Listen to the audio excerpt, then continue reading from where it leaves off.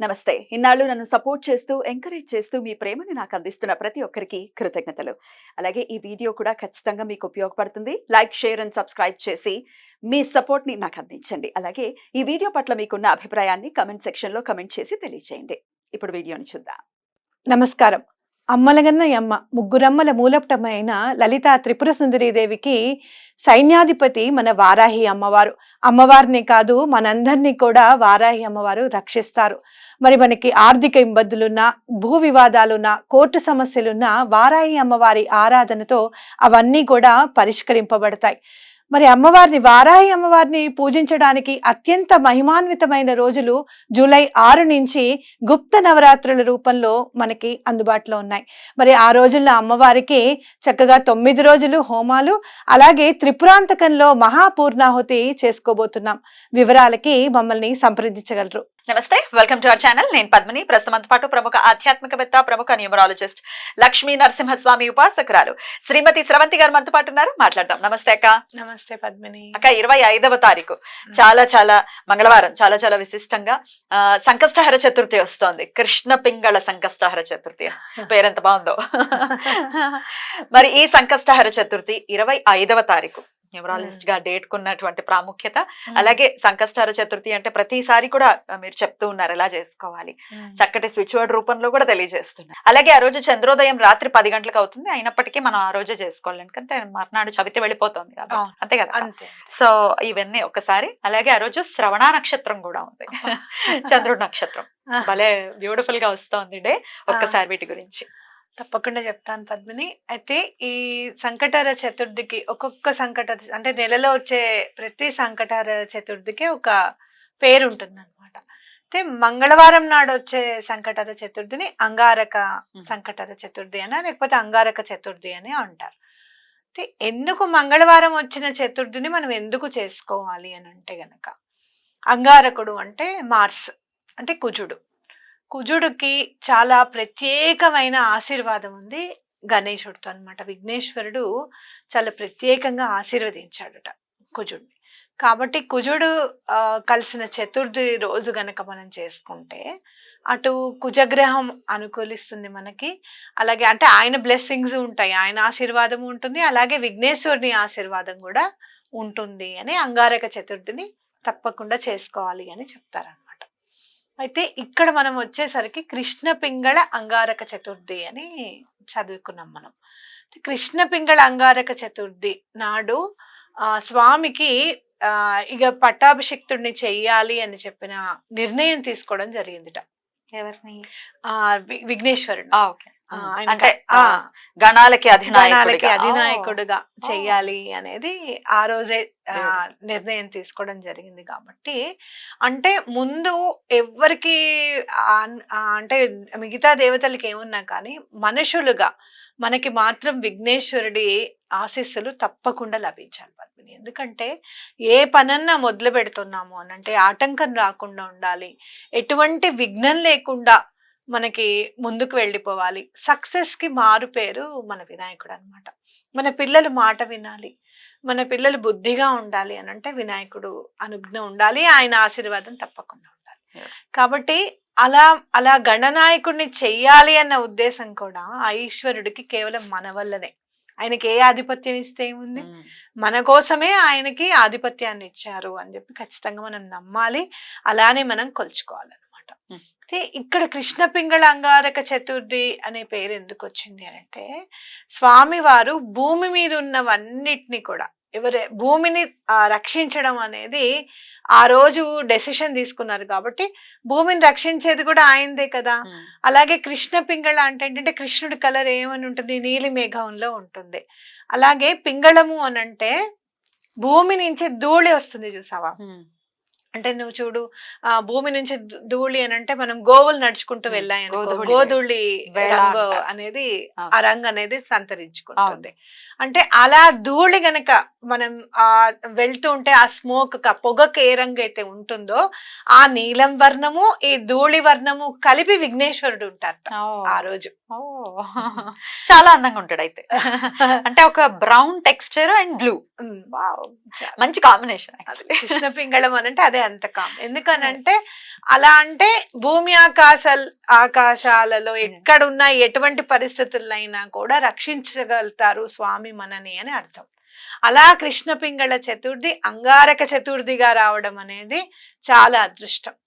అంటే మనం ఎప్పుడు కూడా అనుకున్నాం శోభకృత్నామ సంవత్సరం చాలా మంచి మంచి రోజులు ఇచ్చింది అని చెప్పి. ఎక్కడైతే కోపం ఉంటుందో అక్కడ ప్రేమ ఉంటుంది. క్రోధినామ సంవత్సరంలో భయపడ్డాం కదా మనం, కానీ చూసావా ఎలాంటి మంచి మంచి రోజులు వస్తున్నాయి. మనం ఎలా చూస్తే అలా ఉంటుంది. బ్యూటిఫుల్. ఎప్పుడైతే మనం యూనివర్స్ ని నమ్మి మేము ఇది చేసుకుంటాము అని గనక మనం నెమ్మదిగా మేనిఫెస్టేషన్స్ చేసుకుంటూ యూనివర్స్ కి కనెక్ట్ అయిపోతూ ఉంటే, ఇప్పుడు ఈ వీడియో ఎవ్వరు చూసినా కూడా అది యూనివర్స్ వాళ్ళకి హెల్ప్ చేసినట్టే లెక్క అనమాట. వాళ్ళకే కాదు, నాకు నీకు కూడా. ఎందుకంటే మంచి చెప్పాలి, మంచి ఇన్ఫర్మేషన్ అనేది జనాలకి ఇవ్వాలి అనే సత్సంకల్పంతో చేసే పని మనకి కూడా హెల్ప్ అవుతుంది. అయ్యో మనం కూడా చేసుకోవాలి అదని మనకు కూడా అనిపిస్తుంది అనమాట. అయితే ఈ రోజు నాడు మనం ప్రత్యేకంగా చేయవలసింది ఏంటి అని అంటే, ఎటువంటి పరిస్థితుల్లోనూ దుర్వాయుగ్మ గణపతి అంటే ఖచ్చితంగా మనం గరికని తీసుకొచ్చి స్వామికి తప్పకుండా 108 నామాలు గరికతోనే పూజ చేయాలి. ఎందుకు అనంటే భూమి కోసం అవతరించారు కాబట్టి. ఆయనకి చాలా ఇష్టమైనది ఏది అనంటే గరిక. ఎలా అయితే కృష్ణ భగవానుడికి ఒక తులసి దళమో, ఎలా అయితే శివుడికి మారేడు దళమో, ఈయనకి గరిక అనమాట. కాబట్టి ఆ గరిక తీసుకొని వచ్చి మీకు కుదిరితే గనక మాలగా అల్లి స్వామికి మాలని సమర్పించండి. ఎప్పుడైనా దండ వేస్తే స్వామి అండ దొరుకుతుంది మనకి. అలాగే ఒక్కొక్క నామంతో కూడా ఆ దర్భ అనేది, ఆ గరిక అనేది సమర్పించడం అనేది చాలా ఇంపార్టెంట్. రైట్ అక్క. అయితే ఇది రాత్రి వస్తుంది, చంద్రోదయం ఏమో మరి రాత్రి అవుతుంది. ఉపవాసం ఉండే వాళ్ళు ఉంటారు. చంద్రుడిని చూస్తే కానీ భోజనం చేయకూడదా, చంద్రుడిని చూస్తే కానీ మరి పూజ చేసుకోకూడదా, ఇట్లాంటి డౌట్స్ వస్తాయి. దానికి ఒక్కసారి మనం పొద్దున్నుంచి సాయంత్రం వరకు ఉన్న తర్వాత ఎటువంటి పరిస్థితుల్లోనూ సాయంత్రం భోజనం చేస్తాము అని గనక మనం నిర్ణయం తీసుకుంటే 7:30 తర్వాత చంద్రోదయం ఎటువంటి పరిస్థితుల్లోనూ అవుతుంది. అమావాస్య నాడు చంద్రుడు కనపడడు అంటే లేనట్టు కాదు. అలాగే చవితప్పుడు కూడా ఏ మేఘాల వల్లనో లేకపోతే ఎటువంటి పరిస్థితుల్లోనూ మనం చూడకపోతే గనక పూజ అయిపోయిన వెంటనే బయటికి వచ్చి దండం పెట్టుకొని తప్పకుండా భోజనం చేయాలి. అయితే ఏదైనా కొంచెం పాలు కానీ లేకపోతే పాలలో కొంచెం బెల్లం వేసి కానీ ఇలాచీలు వేసి కానీ చంద్రుడికి కూడా నైవేద్యం పెట్టడం అనేది చాలా ఇంపార్టెంట్.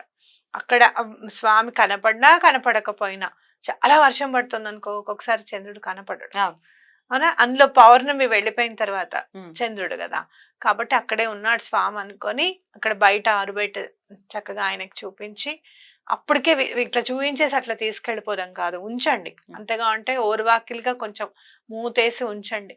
అలా పెట్టేసి లోపలికి వెళ్ళిపోయి మీరు ప్రసాదంగా తీసుకొని మిగతా అన్ని చూసుకున్న తర్వాత మళ్ళీ ఈ పాలు వేసిన కూడా మళ్ళీ ఇంట్లో అందరూ తీర్థంగా కూడా తీసుకోవచ్చు అనమాట. అయితే ఇన్ని నెలలు చేయాలి సంకష్టహర చతుర్థి అని చెప్తుంటారు కదా, ఈ ఒక్క నెల కూడా చేసుకోవచ్చా ఏదైనా కోరికను నెరవేరడం కోసం? తప్పకుండా చేసుకోవచ్చు. ఎందుకంటే అంగారక చతుర్థి, అందులో కృష్ణ పింగళ చతుర్థి, జ్యేష్ఠ మాసంలో వచ్చే చతుర్థి చాలా మంచిది అని చెప్తారనమాట. కాబట్టి తప్పకుండా చేసుకోవాలి. ఎవ్వరు ఏది చేయకపోయినా మాకు కుదరదండి అని అనుకుంటే గనక ఈ అంగారక చతుర్థి మాత్రం తప్పకుండా చేసుకోండి. ఎప్పుడో ఒక్కసారి కానీ రాదు అంగారక చతుర్థి. అందులో ఈ సంవత్సరం కృష్ణ పింగళ అంగారక చతుర్థి అని అంటే చాలా ప్రాశస్త్యమైంది. స్వామి రంగు కూడా చెప్పాను కదా, ఇలా ఉంటారు స్వామి అని చెప్పి. ప్రతి సంకటహర చతుర్థికి ఒక్కొక్క ఫార్మేషన్ అనమాట, ఒక్కొక్క పేరు ఉంటుంది. మనం ఏకాదశులకి ఎలా అయితే 24 ఏకాదశులకి పేరు చెప్పుకున్నామో, అలాగే ప్రతి సంకటహర చతుర్థికి ఒక నామం ఉంటుంది అనమాట. అయితే ఈ జ్యేష్ఠ మాసం వచ్చే సంకటహర చతుర్థి చాలా విశేషమైనది, చేసుకుంటే చాలా మంచిది. మిగతావి మీరు చేయకపోయినా పర్వాలా, ఇది ఒక్కటి చేసుకోండి చాలు. మరి పూజ చేయలేని వాళ్ళు ఒకవేళ చేయలేదండి, లేకపోతే వేరే ధర్మం వాళ్ళు కూడా మనల్ని ఫాలో చేస్తున్నారు, మీరు ఇచ్చేటటువంటి స్విచ్ వర్డ్స్ ని ఖచ్చితంగా ఫాలో చేస్తున్నారు, మరి వారి కోసం ఏదైనా గణపతికి ప్రీతికరమైనటువంటి స్విచ్ వర్డ్ అక్క? విఘ్నేశ్వరుడిని కిందకి పంపించేటప్పుడు స్వామి కిందున్న వాళ్ళకు కూడా నువ్వు అధిపతివే నాయన, అన్ని పనులకి నువ్వే విఘ్నాధిపతివి అని చెప్పినప్పుడు, అన్నిటికీ నువ్వే నాయకుడు అని చెప్పి వినాయకుడిగా చేసినప్పుడు, మనం కూడా ఆయన మ్యాజిక్ మొదలవ్వాలి అని చెప్పి బప్పా మ్యాజిక్ బిగిన్ నౌ అని చదువుకుందాం. బాగుంది, క్యూట్ గా. స్వామి ఎలా క్యూట్ గా ఉంటారో స్విచ్ వర్డ్ అలా cute. Bappa magic begin now.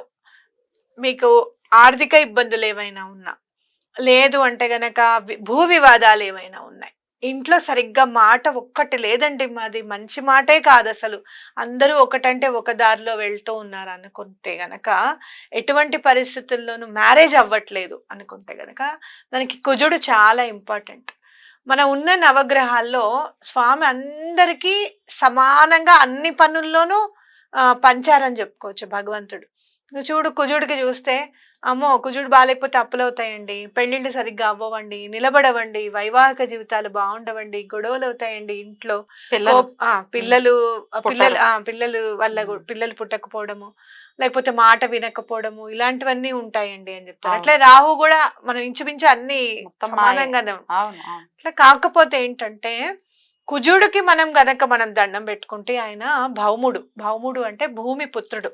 ఎటువంటి పరిస్థితుల్లోనూ మనం ఉన్నది భూమి మీదే కదా, ఉమ్. ఆ తల్లి మనం భరిస్తున్నప్పుడు తప్పకుండా ఆవిడ కొడుకు కూడా తప్పకుండా మనం ప్రాబ్లమ్స్ నుంచి బయటకు తీసేస్తాడు. Right. అదొకటి. కుజుడికి ఎప్పుడు కూడా భగవంతుణ్ణి ఆరాధిస్తూ తనని ఆరాధిస్తే చాలా ఇష్టం. ప్రత్యేకంగా మీరు ఆయన మంత్రం తీసుకొని చేయడమో, లేకపోతే గనక చాలా జపాలు చేయించాలనుకోవడము అవి కాదు. భగవంతుడిని అందుకే సుబ్రహ్మణ్యేశ్వర స్వామిని పూజిస్తే కూడా కుజుడు అనుగ్రహిస్తాడు. దుర్గామ్మవారిని పూజిస్తే మళ్ళీ కుజుడు అనుగ్రహిస్తాడు.